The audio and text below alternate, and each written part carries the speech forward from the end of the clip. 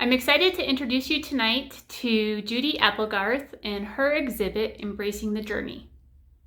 Thank you, Abby. I'm so happy to be here at Cruiser Gallery, and I hope that everybody can come down and see it before it goes down.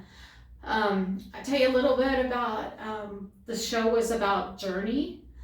I pick a word every year, and journey is the word that I chose, and I usually choose it in November, and had no idea that we'd be in a pandemic or anything like that.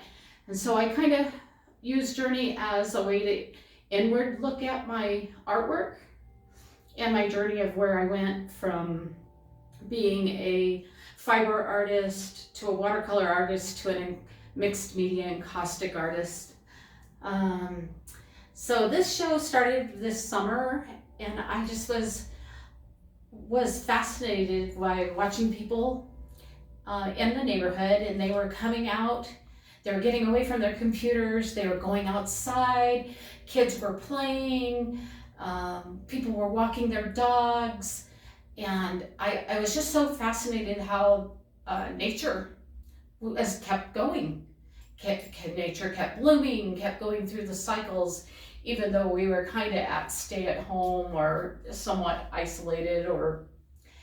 And so what happened is me and my dog, we'd go out, and I'd have my little basket and I'd have my little dog, and we'd be bringing home rocks and sticks and leaves, and I was just fascinated with what I would bring home. And I was introduced to Cyanotypes this summer, and I thought, what a great way for me to incorporate my little findings. For some of you who don't know what cyanotypes are, they're kind of like a sun print. They were developed in the 1800s. It was a way to photograph, it was an alternative way of photographing through using the sun. And I thought, what a great way. I'd go out on my adventures in the morning with my dog, and then we'd lay them out all in the grass and see what kind of prints I would get. And then of course, then I was fascinated going, what more can I do with them? And I started embedding them into encaustic. And if you're not familiar with encaustic, I know some of you are, but it's beeswax and tree sap is what encaustic is kind of made with. So it's kind of the bringing the leaves and bringing the encaustic, I thought they felt like they went hand in hand. And as I progressed, I would fall in love with doing collage, doing direct sun prints. Then I discovered that I could do negatives, and I could turn a lot of things into, I don't know, some interesting pieces.